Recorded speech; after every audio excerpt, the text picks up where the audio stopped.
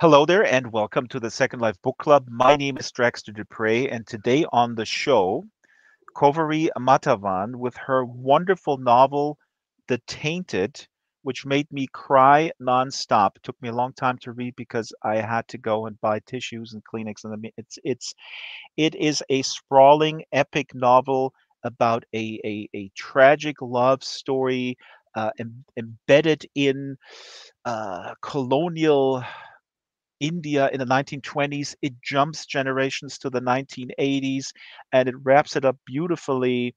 A wonderful, wonderful, wonderful story. So we'll dissect that story, and we'll look deeply, hopefully as much as time allows, into the historical backdrop that Cauvery was able to weave into this narrative. We will meet our guest shortly after a few quick housekeeping notes. As you know, the show is every Wednesday at 12 o'clock Pacific time, which is um, 8 p.m. GMT. Book Club Island is open 24/7. We have about 200 people come through here every day exploring, and we're adding more floating platforms with different themes all the time until, of course, we're running out of space.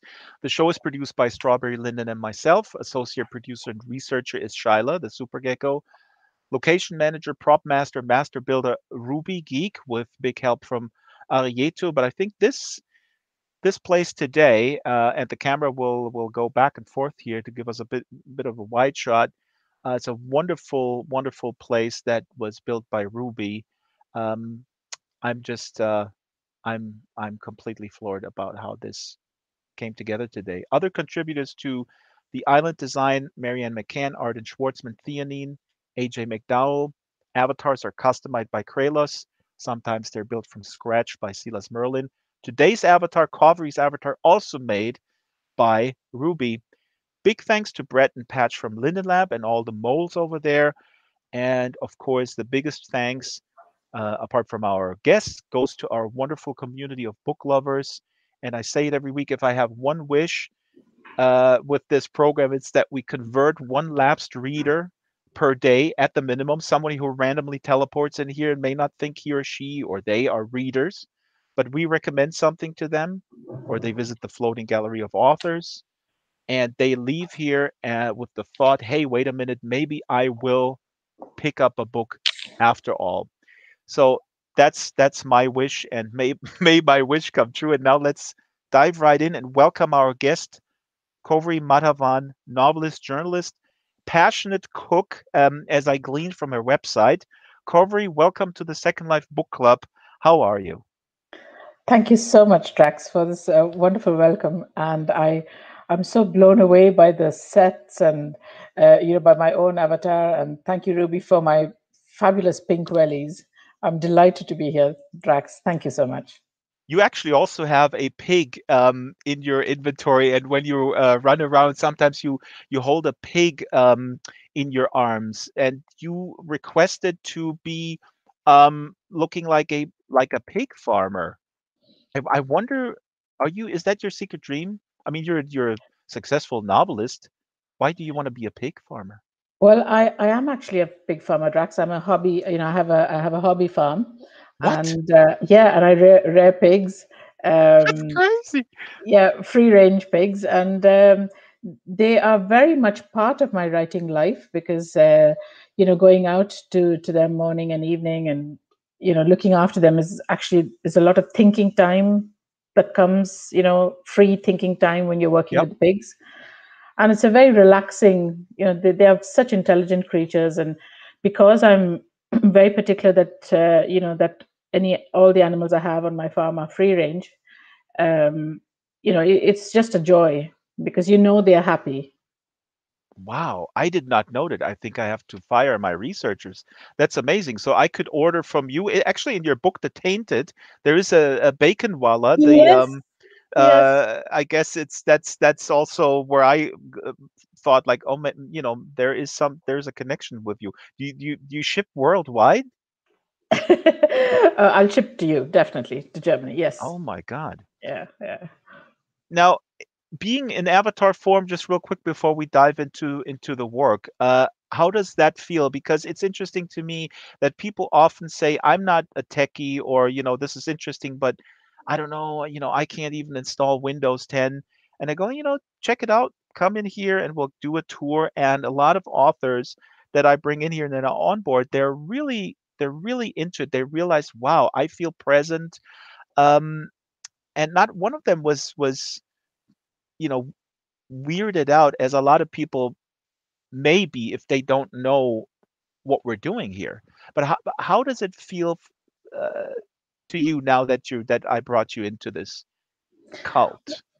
Well, it's always it always sounds very sickly sweet when somebody says, I'm humbled, but I genuinely am, because I'm just, I'm looking around, and even when you were onboarding me that day and you took me for a tour around, around Second Life, I just, the sheer creativity, it's just so incredible. And it's just wonderful to have the opportunity to even see a small slice of it today. Um, so I mean, I've never felt so genuinely blown away by people's creativity. That's really wonderful to hear, and we'll cut this as a commercial, of course. So with that out of the way, I'm kidding. Um, I also wanted to add that I'm monitoring the YouTube chat, and hear the local chat. So please do chime in the conversation as you see fit, and I'll try my best to weave those comments into the conversation. We're talking today primarily about Cauvery's book, The Tainted. Like I said, it's quite an epic story, and it's set against British-ruled India. It starts off in the 1920s. It's a tragic love story between an Irish soldier and an Anglo-Indian woman, and we'll get some definitions here, because I learned a lot, and I would like Cauvery to kind of also define some of these, these people that we encountered, this terminology of this culture. The book then jumps to the 1980s in part two, to a generation post-independent India from British Empire, still steeped in classism, very restrictive cultural norms, but has this wonderful happy end. What would you add, Covery, without spoiling a lot, in terms of summary? How would you pitch this book to people, to entice people to read it?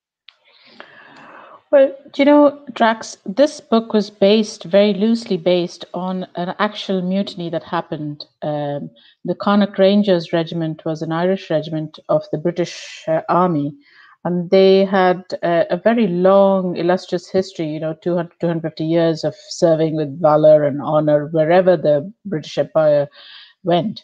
And in 1920, when they were stationed in India, they mutinied because of what was happening in Ireland with Ireland's own freedom struggle, and trying to get rid of the British.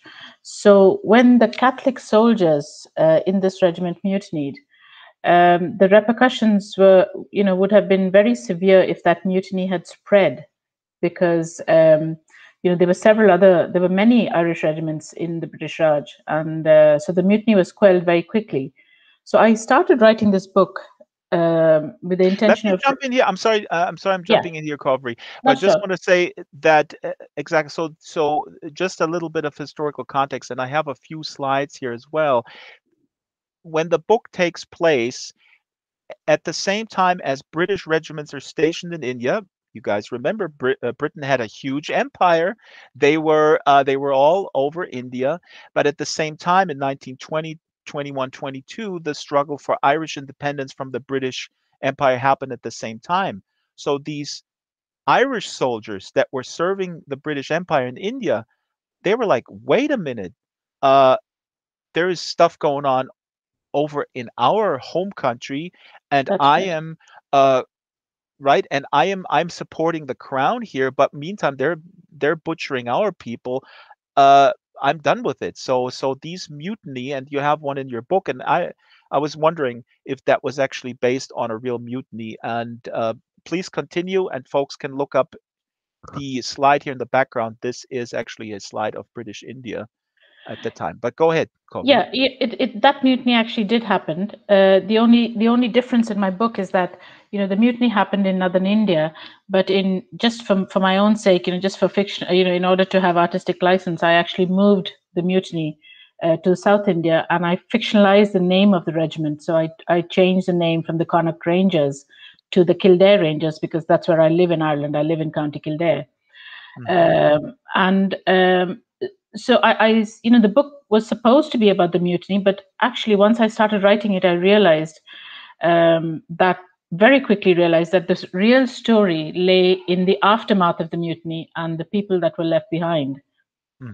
um, because within a few pages of the book, my character Rose arrives onto the scene, and she literally took over the book. Drax, I had never intended for it to be about Anglo-Indians, and I call the book The Tainted, and I'll quickly tell you why. Because there are three. The book is about three groups of people uh, at that time. One was the Irish Catholic soldiers who served in the British Army. And we Uh, have that slide in the back right now. If people can look at it, these are some of the British soldiers stationed in, not all of them Irish in this picture, but as they're stationed in India. Go ahead, yeah, Cauvery. and then there were the Anglo-Irish, who were mainly officers in these Irish regiments.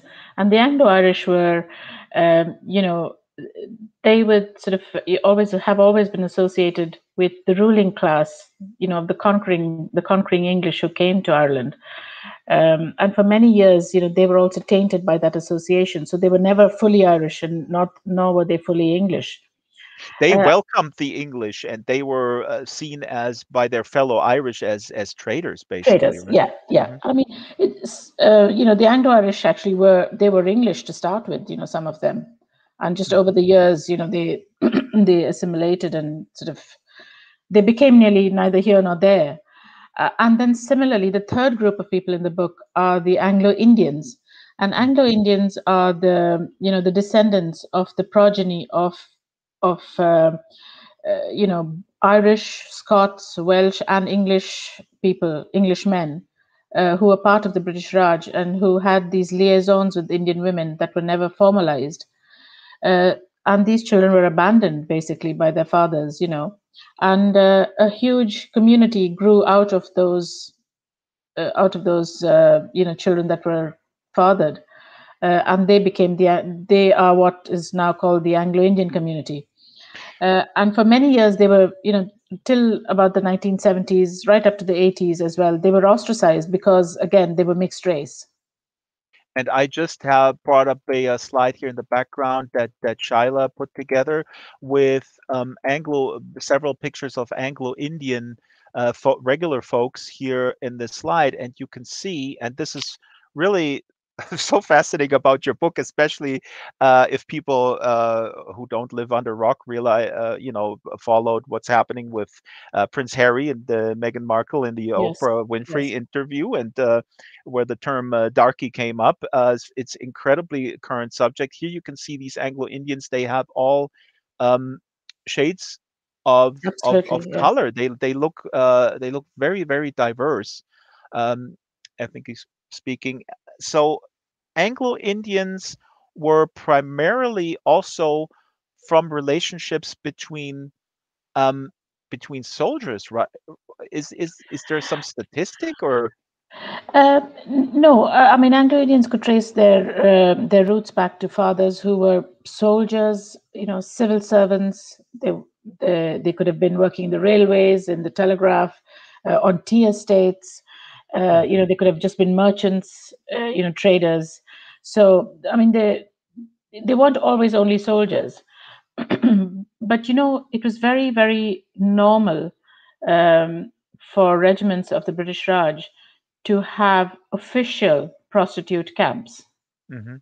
That Um, is, I found that so fascinating. Where basically the upper in the hierarchy of the military at the time in the 20s says, "Yeah, sure, you can go to a brothel, knock yourself out because otherwise you're too bored and you really, you'll have really bad ideas. So please go ahead." I think that changed a little bit in the military. of It, today. it, I don't know. I'm not an yeah, I expert. mean, I think there was a huge movement in the 20s and late 20s to to stop that practice. But the army always maintained that it was better to have official prostitute camps where they Mhm, could keep their soldiers sort of sorry, the prostitutes were always checked by doctors, and they could provide soap and water and stuff like that. So uh, I think the army felt that if they had the official camps, the spread of sexually transmitted diseases, especially syphilis, would be reduced. And that's why when my young soldier goes off on his first weekend off into the to the prostitutes in the bazaar. The older soldier who goes with him tells him, "Now you must use soap. You must wash yourself." mhm, And I mean, that was just the practice. That was just the norm. And the people who didn't, they died terrible deaths from syphilis. mhm. One of the interesting things that you just mentioned about these liaisons between Anglo-Indians, and in your book, what is fascinating is that the children who come from these liaisons, they're very, very, at least in the 20s and before Indian independence. They were probably after that as well, but they wanted to go what they considered their homeland, which is Britain or Ireland, right? Yes, they absolutely. it was really, they were obsessed with, I'm just here, but I'm going to go home. And your main character, Rose, she sees herself as part of the ruling class because of her being part um British, and she just does not see India as her home. She sees England as her home. Yes, I mean it was a very sad thing for Anglo-Indians. In the early days, I'd say till about 1940, even 1950, you could kind of nearly place the blame half and half. Half the blame on Indians and half the blame on the colonizers, because neither of them were willing to accept the mixed race people as Mhm, their own. And so, Anglo-Indians, I think they felt that they stood a better chance outside India. And it was actually very sad, Drax, because over the years, and I've seen letters, diaries, and documents of families, gathering money, saving money, and then literally picking the fairest child mhm. to send to Canada or to Australia or to the UK, because that one, the fairest child would find it easy to assimilate and maybe pass off as white. And then that child would then start sending money back, and they literally they started bringing their family over. And a lot of it had to do with the color of the skin. Who went Right. first depended on the color of the skin. It's very sad, and I just brought up a slide here. This, by the way, amazing cover of the book here. It's a wonderful cover, and I want to read just one page that touches on what you're just talking about. There's a character in the book, Ronnie, an uncle, uh, a minor character, but very important also because he goes to Australia as a young man, and then he comes back in his 80s. He comes back to India, and he says, I want to die here. I never felt at home in Australia. Nonetheless, in Australia, he uh, uh, you know um, produces a family, and he has grandchildren. And here he talks about his grandchildren. I just want to read this. I was a young man when I left here in 1921, 24 years old, with 5 pounds in cash, a few porter cakes that my mother thought would keep well during the voyage, all my sheet music, and the new suit I was wearing. I started out in Sydney and stayed a railway man all my life. May patted Ronnie's arm gently. He missed India, so he came back here last year. I keep telling him to come to live with us in Nandagiri, but he refuses. I came back to Madras because I wanted to die at home. I never felt that Australia was home, especially after my wife, Beryl, died. She was Anglo-Indian too, but my sons, the lucky fellows, married Australians, and my 8 grandchildren are Australian, with no surprise darkies amongst them, thank God. May tutted, Uncle Ronnie. The truth can be embarrassing, May, but the color of your skin always matters anywhere in the world. It matters, all right. He was looking at Mohan as he spoke. Tell her it matters. Mohan leaned forward and reassured the 86-year-old. It shouldn't matter, but you're right, Ronnie. It does. So this is amazing. This is a scene from the book that happens in 1982, and again, the current context we live in the year 2021, and this interview with Oprah Winfrey with Prince Harry and Meghan Markle. The royal family was very concerned that, and in your book, Cauvery, it often also seen talked about as a surprise darky, right? Because genetically, somebody can Yeah, look white, but then the grandchild yeah, yeah. all of a Luck of the sudden is draw. dark. Yeah, Yeah. absolute luck of the draw. Yeah, yeah. It is unfortunate, and as a result, Anglo-Indians became obsessed, especially Anglo-Indian women were obsessed with keeping their skin as fair as possible. So, I mean, they would have been obsessed with going around with with umbrellas, keeping away from the sun. Uh, for them, their skin color was what set them apart from Indians. hmm Now, why don't we start reading? We have an excerpt here, and again, the book is divided in the middle.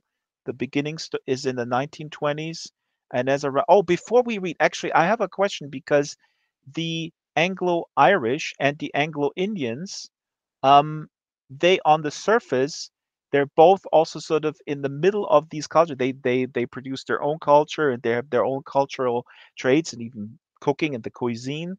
But it occurred to me, wow, there is a lot of parallels between the Anglo-Irish and the Anglo-Indians, with one huge difference.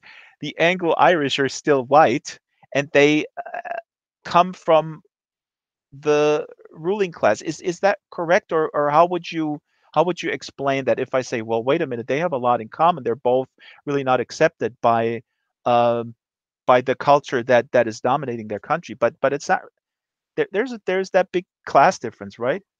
Yeah, you're spot on there, Drax, because I mean the massive similarities, and that one single difference was economic. The Anglo-Irish people were almost always well off, while Anglo-Indians were almost always very poor.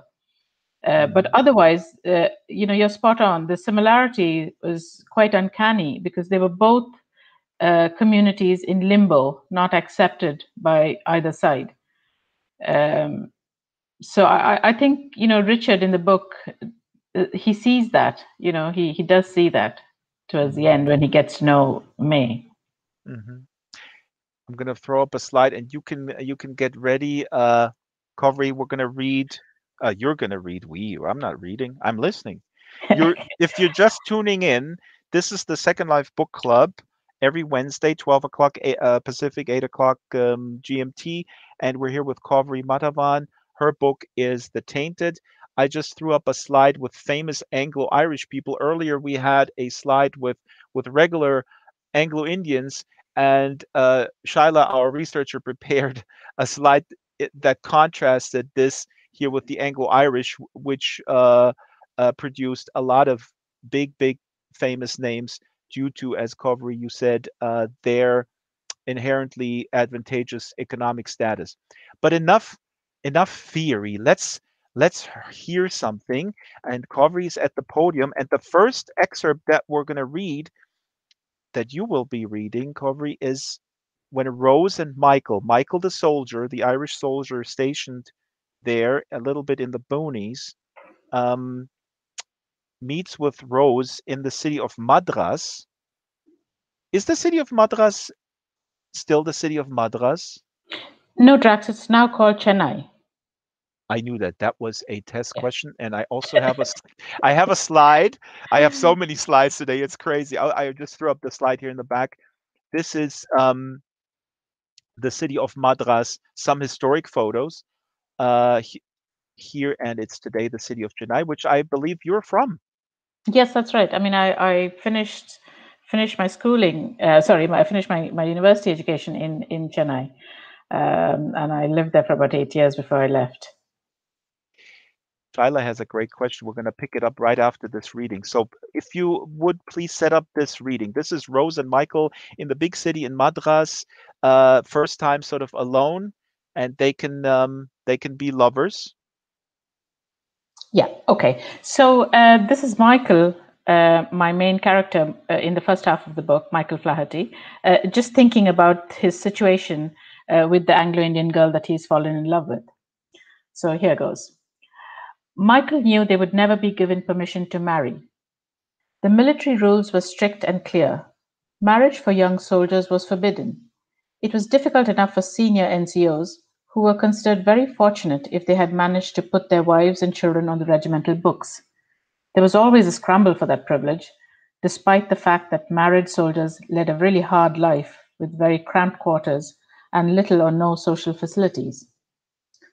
What's more, Michael had signed on for 7 years with the Colours, with a regiment that could be sent to any part of the empire at any time.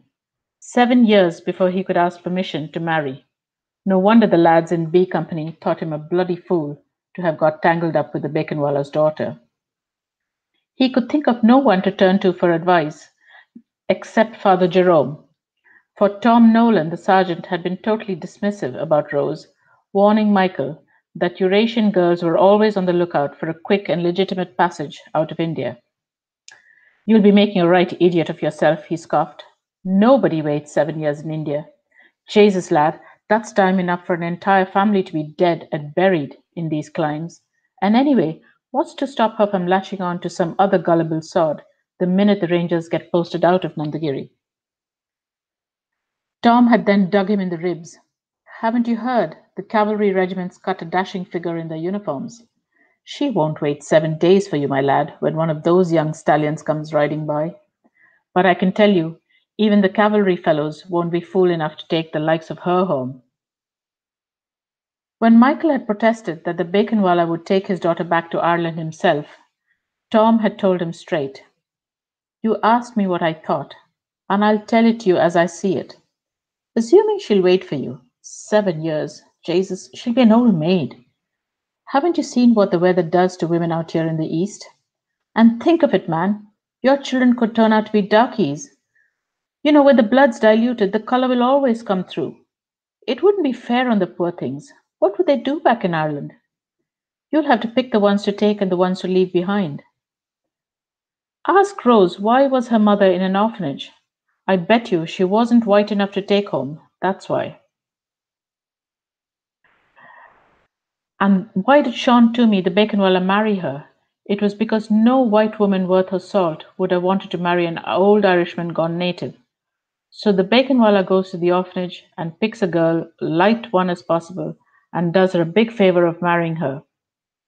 Color can skip a generation, you know, Michael, so you might get a few nasty surprises along the way. So, that was this young soldier being told the realities of his situation. Right, and he's getting advice here from his colleague. And what's so fascinating is that that his fellow soldier says, you know what, these women are basically, I mean, the version of a gold digger is what he's basically implying. They Yes, just want to yes, pick you up so that you pay for their passage out of here, basically. that's right. Yes. Hmm. Absolutely fascinating. I would, oh wow, you sat back down. This is the first time nobody fell off the stage and sat back down from our guests. This is Cauvery Madhavan on the Second Life Book Club. I'm monitoring the chat here. Please do comment. Shyla has a question from earlier. Are Irish Indians or Anglo-Indians? No, Anglo-Indians subject to India's caste system? This is No, interesting. How do yeah, they fit into the caste system? it's a really, really interesting question, and I'll tell you why. Because they have their own strange caste system. In that, um, a lot depends. You know, if a lot depends on whether the original Indian part of them, whether they were high caste or low caste.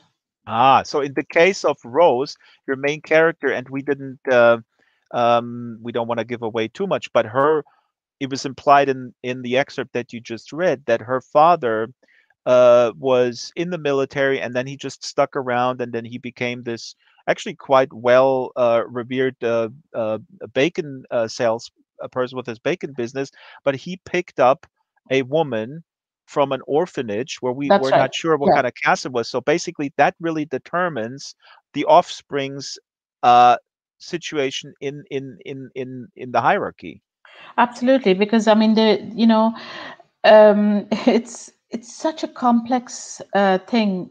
You know, you can never get away from the caste system in India, and people who converted, to Christianity is still retained some of that old, um, the old thing from the original religion.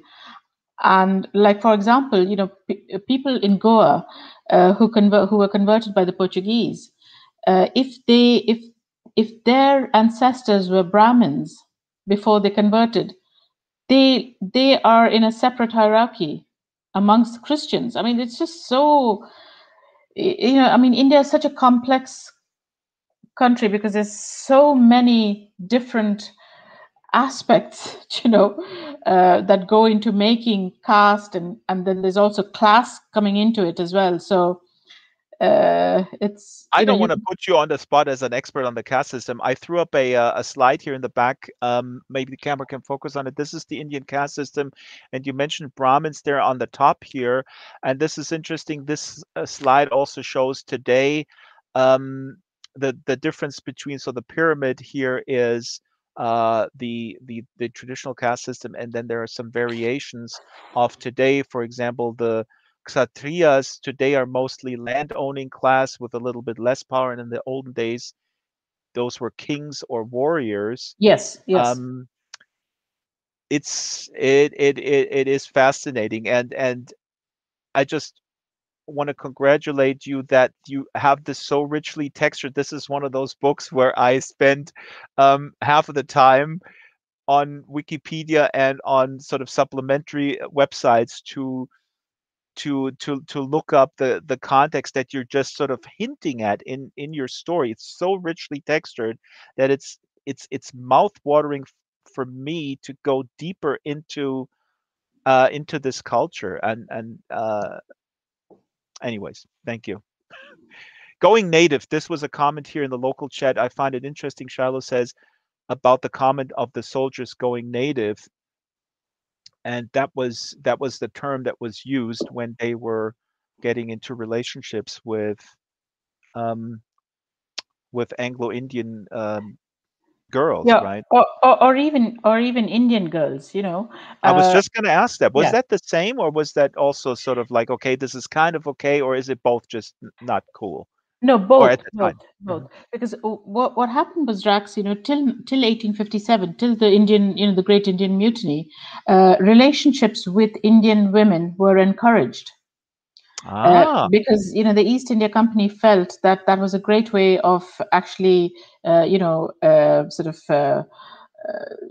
getting to know and being on the right side of the population, and so they encouraged liaisons with Indian women, and a lot of the officers of the East India Company would have had relationships with richer Indian women as well. But after the mutiny, what happened was, obviously there was a great distrust then of the Indian population, and that came to a complete full stop. By law, it was made illegal. You could not pass property down to to half caste, as they were called in those days. mhm. Mixed race children were not allowed to inherit property from their from their British fathers. When I say British, it could be anybody, Scot, Could be Welsh, Irish, Scot, English, Welsh. or Mhm, Irish. Yeah, yeah. mhm, mhm. So things changed after the Indian Mutiny, and before the mutiny, there was a great. It was very, very normal, for an officer to embrace the Indian way of dress, the Indian language, Indian food. They absolutely enjoyed having massages and stuff like that. But after the mutiny, all that came to a complete full stop. It was really frowned upon. To going native was considered absolutely not okay. Uh, I have so many slides, but I don't have a slide about the mutiny from 1865. So in lieu of that, I put one up again just to for folks to look at this. British India, the slide that we see now here. This is a map from Wikipedia, just to visualize that all of India and what is today Pakistan, and going over here and up in the north, Kashmir is was all just British India. And then I think we talked about it earlier when in 1947 Indian independence and the partition, when India was divided into India and Pakistan, the fate of the Anglo-Indians then was also not great because in the quote unquote olden days of British rule, they were frowned upon uh, by the Indians as being part of the oppressor. And now all of a sudden, uh, yeah, they were also not really Indian, but they were sort of remnants of the colonizers after independence. It's just it's a no-win situation for them. Yeah, you're right. And I can see, Shallow asking whether Anglo-Indians were taxed any differently than Indians. No, they weren't. No, no, not at all. I mean, they weren't given any special privileges except in terms of jobs.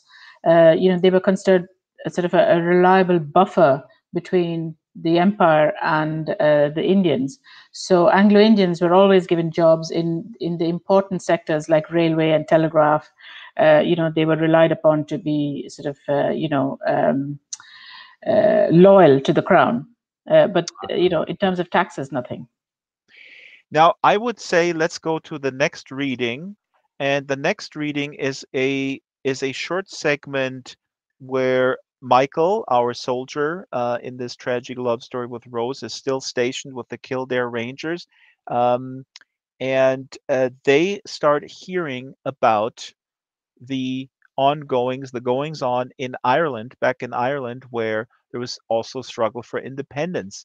And the so called Black and Tans were uh, pretty brutal or brutalizing the um, the Irish population. The Black and Tans were former soldiers, is my understanding, and I have a slide, of course, here as well, prepared by Shyla.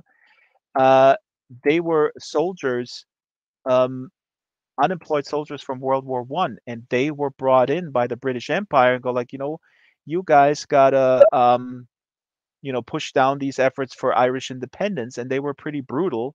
And then the Irish soldiers stationed in India were like, wait a minute, we're representing the British Crown, but the British Crown is killing our own people. That's it, right? So they went on mutiny, and as you said earlier, Cauvery, this news was suppressed in the 1920s, which was easy to suppress because there were no cell phones. How did the word get out then? Through letters from home, where people from Ireland were sending letters to their folks stationed in India, go like, we are going for the whole independence thing here, and it's not going well. Yes, I mean, the soldiers heard, via letters from home, but those letters are also quite heavily censored. So news actually filtered in back into India via American papers. Would you believe it? Hmm. Yeah. So that's how news of what was happening with the Black and Tans was heavily censored by the British. But news did get. I mean, people did hear of what happened, and there were obviously people also traveling back and forth between Ireland and India. So news did arrive in Ireland, and I mean, sorry, in India, and these soldiers were well riled up, and there was also a great degree of as soldiers in the empire spent a lot of time doing nothing. And I mean, I Well, don't. I mean, they went to brothels every once in a while. I mean, let's be honest. No, what I mean is, the officers had a lot of things to keep them occupied. In terms of entertainment. They had Hmm. sport, they had hunting, fishing, shooting. They had clubs, and they had all kinds of entertainment in terms of drama and socializing. Soldiers had nothing. Hmm. Soldiers. in India, the way it was, the parades were held, all the regimental work was done, before 9 o'clock in the morning, before it got too hot, and then the soldiers literally had nothing to do till it was nearly dusk, because of the heat.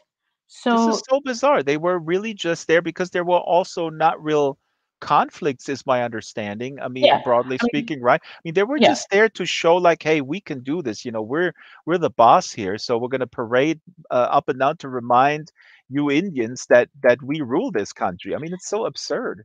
Yes, I mean, of course, I mean, there were several conflicts and several flashpoints, and of course, in that, at that time, of course, the soldiers, it was a different situation. But in when it was peacetime, the ordinary soldiers in the ranks were actually bored out of their trolleys, Hmm. and so that combined with this bad news coming from India, uh, was led them to mutiny. And this very, very short reading I'm going to do is, has the regimental chaplain realizes what's happened, and he comes into the canteen, the wet canteen, which is actually like a bar, where all these soldiers have assembled, and this is what he has to say.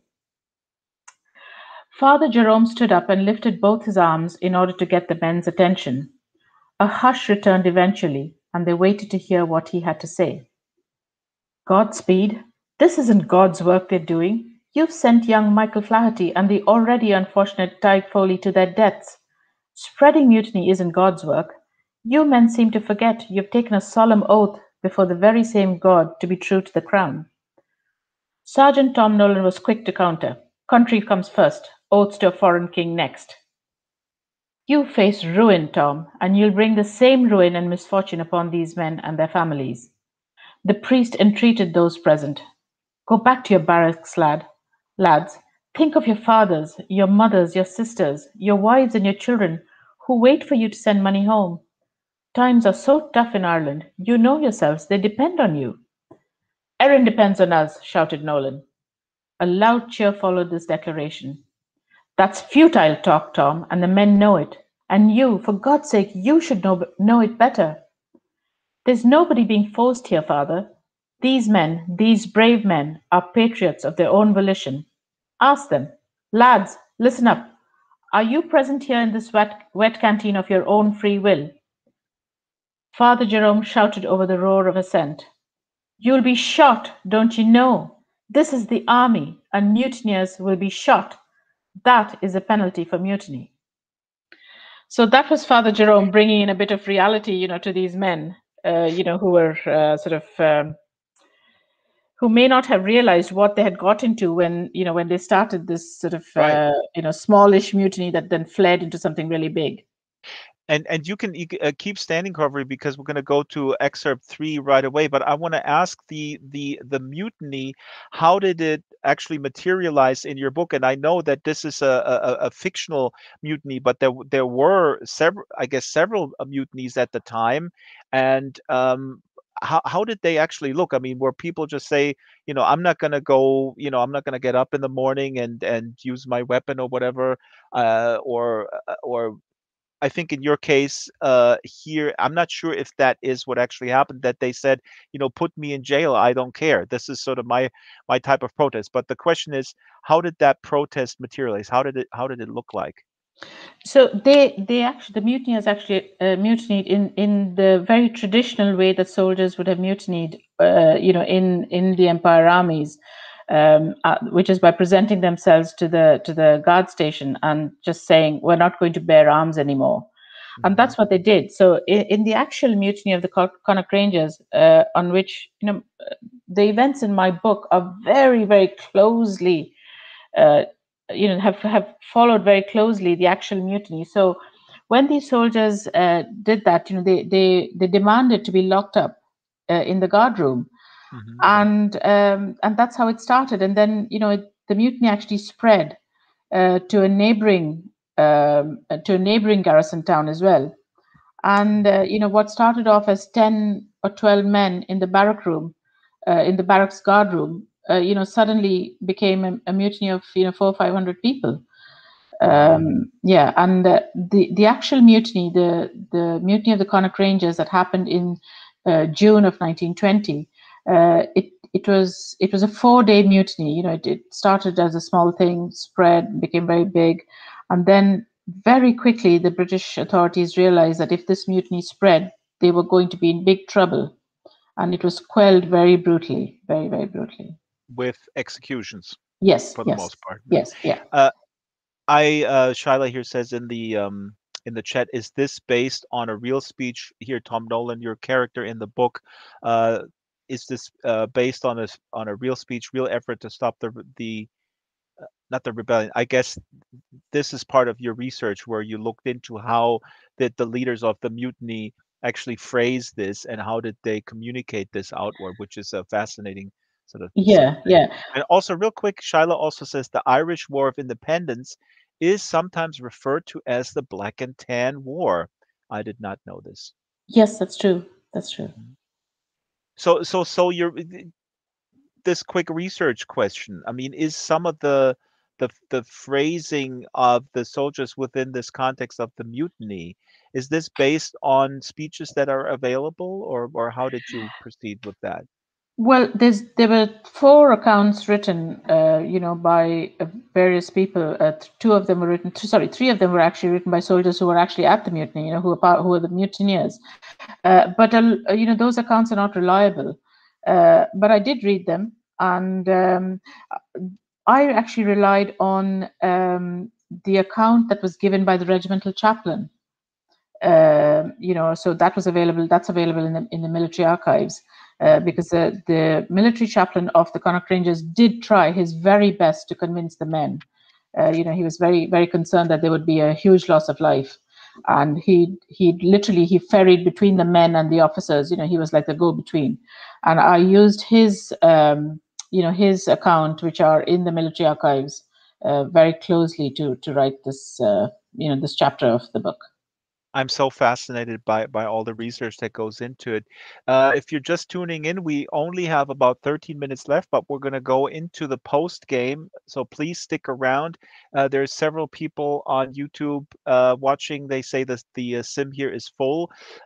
Please try again. Sometimes people leave, come and go, and so maybe there's a spot left. I also, before we go to the third and final excerpt reading, I want to mention that I'm aware that there was a conflict in India because the time that you write about, Cauvery, also coincides with the struggle for Indian independence led by Mahatma Gandhi between 1910-15 to independence in 1947. So there was, from the British point of view, there was obviously a reason to have military presence. Yes, yes. So now we're switching to the 1980s, 1982, and this is an interesting excerpt where one of the protagonists, the descendant of one of the Irish military leaders, the grandson, comes to India. He loves it there, and he's kind of interrogated a little bit by his new Indian friends about what he deals with being Anglo-Irish. So that's really interesting. That's They're right. at a So they're at a wedding. Yeah. yeah. So his name is Richard Aylmer, and he's the grandson of the colonel of that regiment, where the mutiny happened. And And so he he does he not know that. He does not know that his grandfather basically say, we got to execute these soldiers because of the mutiny, right? Because all that stuff is sort of hush hush. It's not really talked about in his family. Yeah, because being a military family, the fact that his grandfather was the colonel of a regiment that mutinied, it is in an really sort of a terrible thing for an officer's reputation. That under That he his let this watch, happen, yeah, right? under his watch, the mutiny happened. So he's Richard here is being questioned, very casually about what it means to be Anglo-Irish, and this is what he says. The Anglo Irish, well, the well off ones had upped and left England in the aftermath of the Civil War. Some got out before they lost everything, while others were burnt out of their homes, many shot and killed by the Republicans, the IRA. The ones that remained in Ireland did so because, almost without exception, they couldn't afford to leave. Of course, there were a few like my grandparents who, whether they could afford to or not, couldn't imagine leaving a country they called their own, a house that had been home for generations, regardless of what the Catholic majority thought. So it was all about religion then? Asked May. Oh, well, religion was a big part of it, though retribution was the driving force. I must say that having been to India, I'm only now able to appreciate what it must have been like for my grandparents when they returned to an independent Ireland. To go from being the Colonel Sahib and the Baramem, with the whole of Nandagiri and the rest of the district salaaming them at every turn, to arrive back in Ireland in Kildare, openly despised by all the locals, envied by all who worked on the estate for them, and living in fear that their home would be burnt down. Anyway, that was what it was like. And poor Aunt Alice would have been really hard pressed to find a suitable husband. Ah, come on, there must have been other men in Ireland, said Sonal. Catholics, they wouldn't touch us with a barge pole. You speak in the present tense, Richard. Oh, we're still Anglo Irish, not Irish enough yet. Oh, that's an awful way to feel. Doesn't it bother you? Well, not on an everyday basis, but occasionally. When you get somebody's backup and you know it was only because they heard your accent. Yes, it bothers me then. You have a different accent? That's right. I only have to open my mouth for people to make up their mind about what a posh brat I am. So, I mean, in That is Ireland, hilarious that the Indian folks say, "What? You sound different than an English person? You sound exactly the same to us." yeah. So, I mean, it is actually quite amazing, in Ireland, how much, and no different from India or perhaps from other parts of the world as well, how much your accent defines you Oh yeah, in when you terms of don't know class. anybody. Yeah, yeah, when you Yeah, don't in know anybody. Yeah. and I just want to say, I'm sorry, I'm stepping on you. I put up a picture here of famous Anglo-Irish folks in the background, as we have established. Here's Bram Stoker, Jonathan Swift, Bernard Shaw, Oscar Wilde. We have established that they were often from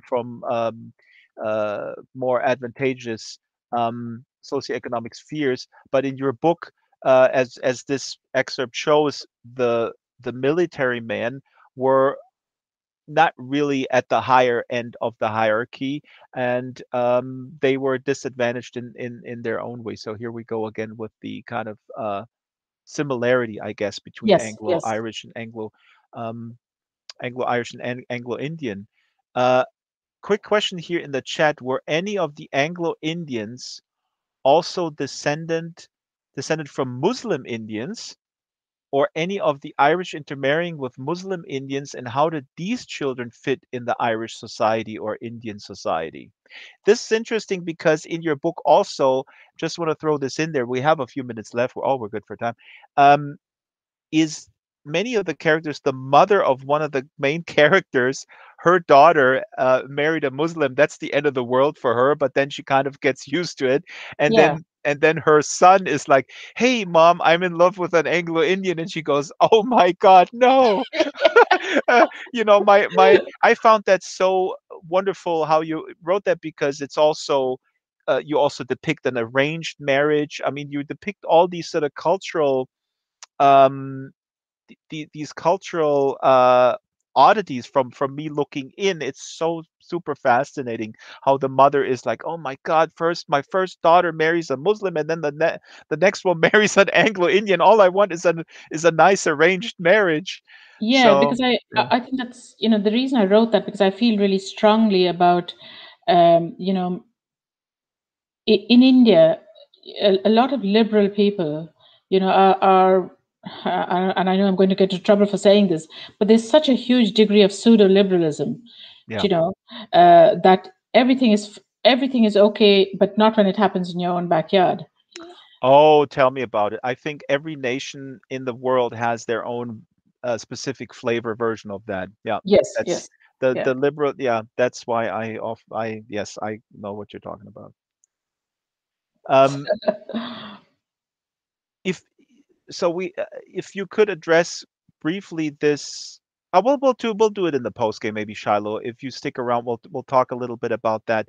My final question here in the last few minutes, I am amazed because Shyla, our researcher, told me that your writing process is incredible. So just please comment on your writing process. You said in another interview that you did not know how this book is going to end. Like I said in the beginning, to me, the ending of this book is so perfect. I could not imagine it any other way.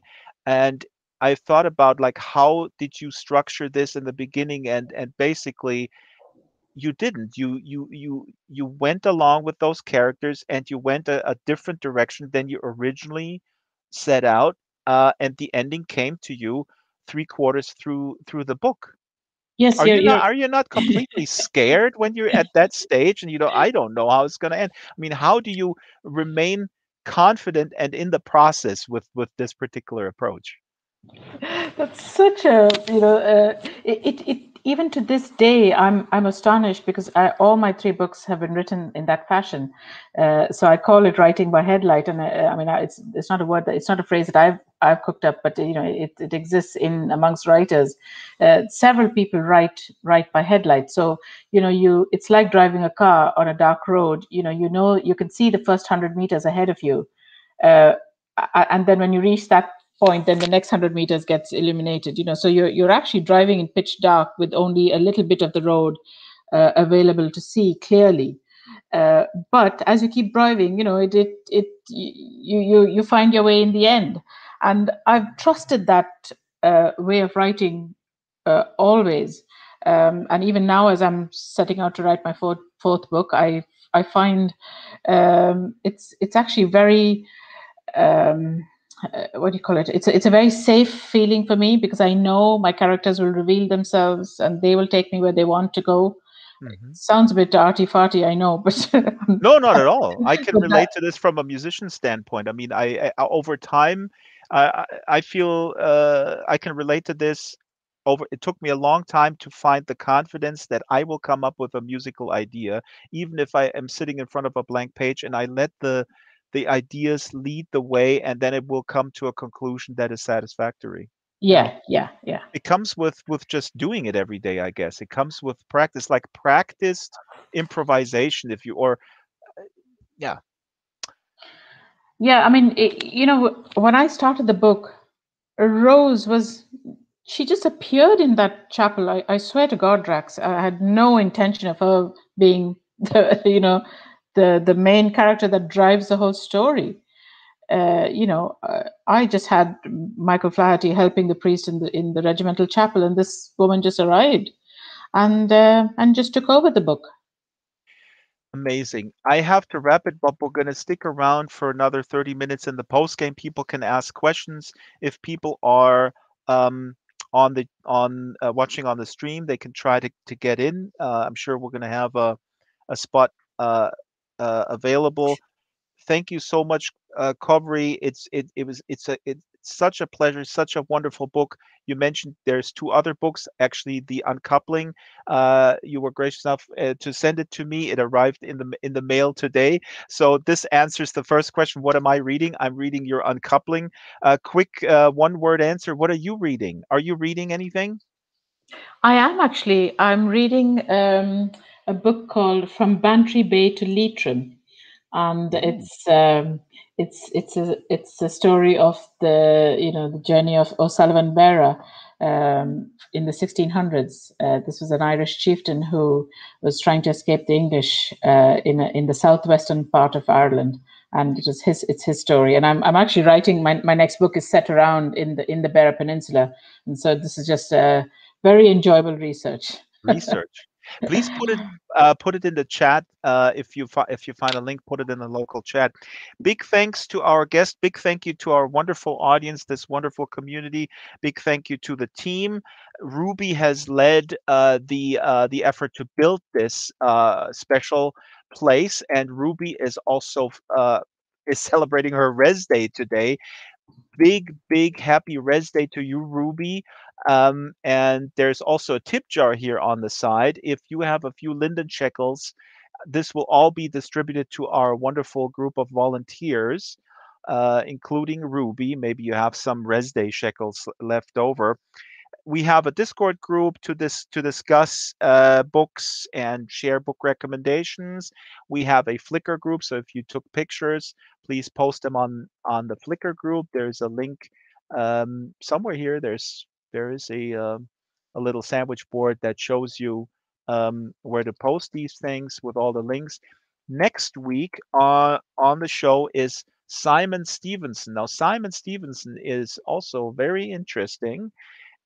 He wrote a book about a robot who is not too happy, but watches classic movies all day long. Simon is a wonderful guy, and he approached me. Actually, I was not aware of his work. I love his work. His book is, oh my God, see, now I'm blanking on the title. Set the Time to Five. Oh my God, this is quite embarrassing. Hold on, I gotta look this up. Simon Stevenson, um, and his book, his current book, because I'm reading his first book, is called Set My Heart to Five. That's next week, right here, Wednesday, 12 o'clock Pacific time, 8 o'clock GMT, here on the Second Life Book Club.